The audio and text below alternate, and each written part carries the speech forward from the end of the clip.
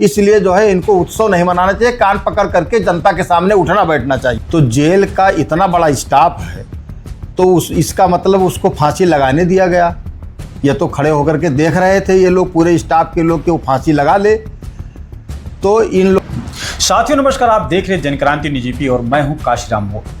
हमारी मौजूदगी इसमें समाजवादी पार्टी के पूर्व विधायक बैद्यनाथ दुबे की आवास पर है और आज हम बात करेंगे तमाम मुद्दों को लेकर के। जिस तरह से उत्तर प्रदेश में योगी आदित्यनाथ का जो फरमान चल रहा है, उस फरमानों के नीतियों को देखते हुए आज देखा जा रहा है, चाहे जनपद गोंडा देवीपाटन मंडल का जेल कारागार हो या लखनऊ कारागार को लेकर के तमाम घटनाएं ऐसे घट रही हैं। तो आज इस सब मुद्दों पर आज हम बात करेंगे। बैद्यनाथ दुबे जो पूर्व विधायक हैं और काफ़ी दिनों का इनका काफ़ी लंबा अनुभव रहा है इस राजनीतिक क्षेत्र में। तो सबसे पहले आप हमारी जनक्रांति न्यूज़ यूपी के सभी दर्शकों को धन्यवाद देता हूं। और अभी नवरात्र चल रहा है, कल दशहरा है, उसकी बहुत बहुत बधाई। और सबसे बड़ी बधाई तो काशीराम मौर्य जी की है, जो आप इतना बढ़िया बोलते हैं। अभी मैं आपका जो है यूट्यूब पर देख रहा था, कहीं पर आप बोल रहे थे, तो बहुत बढ़िया आपका लैंग्वेज है। मैं आपको भी धन्यवाद और बधाई देता हूँ। थैंक यू विधायक जी। बात आज हम करेंगे इस मुद्दे को लेकर के भी। देखा जाए, हम जनपद गोंडा से शुरू करते हैं। एक परसपुर की घटना जो थाना क्षेत्र के अंतर्गत में आता है। एक कैदी था, वो बैरन में फांसी लगा लिया और फांसी के दौरान उसकी मौत हो गई। उसकी बॉडी कल जो है उसके परिवार में समर्पित किया गया है। आखिर इतने बड़े, जिस तरह से सरकार जो है बड़े बड़े दावे कर रही है, कानून व्यवस्था को लेकर के जो है जीरो टॉलरेंस की बात कर रही है, इसका इतना बड़ा जिम्मेदार कौन है? ऐसा है कि अभी मैंने अखबार में पढ़ा है कि उसके परिवार वाले आए थे उससे मिलने और वो भावुक हो गया और फांसी लगा लिया। तो जेल का इतना बड़ा स्टाफ है तो इसका मतलब उसको फांसी लगाने दिया गया। ये तो खड़े होकर के देख रहे थे ये लोग, पूरे स्टाफ के लोग, कि वो फांसी लगा ले। तो इन लोगों का जो है, जो जेल वाले हैं, ये बहुत लापरवाह हो गए। इसी तरह जो है 2008 में हमारे यहाँ भोंका का एक आदमी को मार मार करके इन लोगों ने मार डाला था। और सवेरे जब हमने लेटर लिखा, उससे मिलने के उसके परिवार वाले गए तो उससे कहा कि वो बीमार है, अस्पताल में गया है। तब उन लोगों ने कहा कि अस्पताल गए, चलो हमको वहाँ मिलवा दीजिए। तो हम जब उन लोगों को बैठा करके अस्पताल गए तो पता लगा वहाँ कोई कैदी भर्ती ही नहीं है।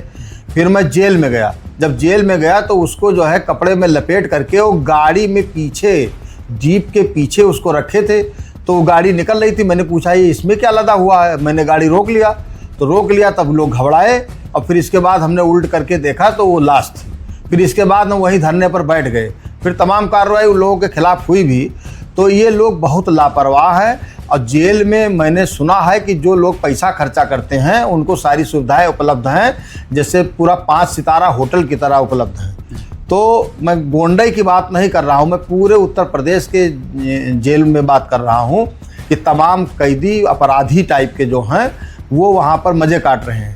और जो और कैदी छोटे छोटे सजाए पाए हैं, 7 साल 8 साल 6 साल, उनसे पूरा काम उनसे लिया जा रहा है। तो इस तरह जो है इसमें जो है जेल में बहुत बड़ा दुरुपयोग हो रहा है। लेकिन जिसे आप कह रहे हैं कि जिसे जेल के अंदर जो 5 स्टार की जो सुविधाएं दी जा रही हैं, लेकिन जब जेल बनाया गया था उस समय अंग्रेजों के द्वारा तो उनकी एक मंशा रही होगी इसको लेकर के कि जब जो अपराधी जो घटनाएं घटित करता है ऐसे लोगों को जेल में डाला जाएगा और उनको कड़ी से कड़ी सजा दी जाएगी, तो भारत सरकार के अंदर जो है जो क्राइम हो रहा है वो क्राइम कम होगा। देखो, अंतर्राष्ट्रीय मानव अधिकार आयोग ने, चाहे भारत का मानव अधिकार आयोग हो, समय समय पर जो है वो अपना चिट्ठी जारी करते रहते हैं, जो कैदियों से वेलफेयर के मामले में है कि थोड़ा कैदियों को राहत भी दी जाए। वहाँ पर पंखा लगाए गए हैं, सारी सुविधा दी गई है, ये बात नहीं है। लेकिन जो अतिरिक्त सुविधा प्राप्त करते हैं, मैं उनके लिए कह रहा हूँ। वैसे मानव अधिकार आयोग भी चाहता है कि उनको प्रताड़ित तो शोषित ना किया जाए, तो इसलिए तमाम टाइम बेटाइम चिट्ठियाँ जारी होती रहती हैं। लेकिन कुछ लोग अतिरिक्त संसाधन का उपयोग करके और वहाँ पर जेल में अधिकारियों को पैसा खिला करके वो अतिरिक्त संसाधन का उपयोग करते हैं, मैं उनके लिए कह रहा हूँ। जी, तो इसी बात पर हम बात करते हैं। जेल की जिस तरह देखा जा रहा है कि उत्तर प्रदेश के जो है पूर्व कैबिनेट मंत्री रहे गायत्री प्रजापति के ऊपर जेल के अंदर ही किसी कैदी ने जो है उनके सर पर हमला कर देता और कई टाँके लगे हैं, उनके KGMC में इलाज भी चल रहा है। तो आखिर इसका जिम्मेदार कौन है? अखबार में हम तमाम घटनाएं पढ़ते हैं जो जेल में बंदूक चली जाती है और बंदूक से अपराधी को मार दिया जाता है। और अब नाम हम किसी का लेंगे तो लोग जो है कहेंगे कि हाँ उनका पक्ष की बात कर रहे हैं या जातिवाद की बात कर रहे हैं। लेकिन तमाम ऐसी घटनाएं हुई हैं कि जो 2 ग्रुप उस जेल में बंद थे, दोनों ग्रुप को एक ही जेल में नहीं रखना चाहिए। एक ग्रुप के आदमी बंदूक को पिस्टल लेकर के गए, वह जेल में गोली मार दिया। पश्चिम के एक ठो जेल में है, नाम भी मैं नहीं लूँगा उसका। तो इस तरह की घटनाएं माननीय योगी जी के मुख्यमंत्री बनने के बाद या तो उसको वो जो है करने दे रहे हैं कि उसका जो है जो दुश्मन है वो उसको मार ले, अपराधी खत्म हो जाए, और या जो है कानून व्यवस्था ध्वस्त है। गायत्री प्रजापति के ऊपर वो कोई क्रिमिनल नहीं, उनका जो है अधिकार वो इनकम टैक्स संबंधी है और जो है ज़मीन संबंधी है, जो भी मामले हैं उनके, वो आर्थिक रूप से आर्थिक मामला है उनके ऊपर कोई जो है आपराधिक मामला वैसे नहीं है कि किसी को मार करके कत्ल करके आए हों।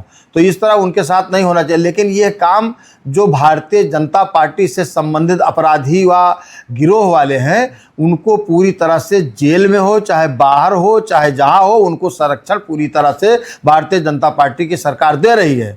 लेकिन उसी स्थान पर यदि कोई विपक्ष का है या मान लीजिए कोई किसी मामले में फंस गया है, तो उसको इतनी प्रताड़ना, शोषण, अत्याचार हो रहा है कि वो जैसे लग रहा है कि अंग्रेज की गवर्नमेंट है, भारतीय जनता पार्टी की गवर्नमेंट नहीं है। जी बिल्कुल। तो जिस तरह से देखा जा रहा है, इसमें उत्तर प्रदेश में एक चोरों को बहुत बड़ा जो है तांडव चल रहा है। ऐसे में लेकर के प्रदेश के मुख्यमंत्री योगी आदित्यनाथ ने कहा है कि ये विपक्षियों की साजिश है, और साजिश करके जो है जो गाँव पे जो है चोरी के जो घटनाएं जिस तरह से बताया जा रहा है, एक अफवाह उड़ाया जा रहा है, इसको लेकर के जो है कहीं विपक्ष कहीं ना कहीं जो है सरकार को बदनाम कर रही है। देखो, विपक्ष की साजिश नहीं है, सरकार की असफलता है। सरकार के पास तमाम कानून है, तमाम फोर्स है उनके पास, वो इसका पता लगावे, इंटेलिजेंस विभाग है। लेकिन जब इनका इंटेलिजेंस बॉर्डर पर फेल हो जाता है, वहाँ से 26 आदमी मार दिए जाते हैं, पता ही नहीं लगता है किस तरफ से आतंकवादी आए, तो इनके पास पूरी तरह से इंटेलिजेंस फेल है। पूरे भारत में, उत्तर प्रदेश में नहीं, पूरे भारत में इस समय हल्ला है कि चोर आए हैं। तो चोर आए हैं तो पुलिस कहाँ है? मैं एक गांव में अभी जो है कपू वहाँ गया था, पिपरा बाज़ार में, तो वहाँ लोग हल्ला मचा रहे थे। मेरे साथ वहाँ पिपरा बाज़ार का एक आदमी बैठा था, उसके मोबाइल पर टेलीफोन आया कि चोर आए, कूदे घर में। तो मैं गाड़ी घुमा दिया, वहाँ पर पहुँचा। आधे घंटे के बाद पुलिस भी पहुँच गई। वहाँ के चौकी इंचार्ज को मैंने टेलीफोन किया, वो पहुँचे मौके पर, उन्होंने देखा इधर उधर, लेकिन वो सही बात था, कोई कूदा था।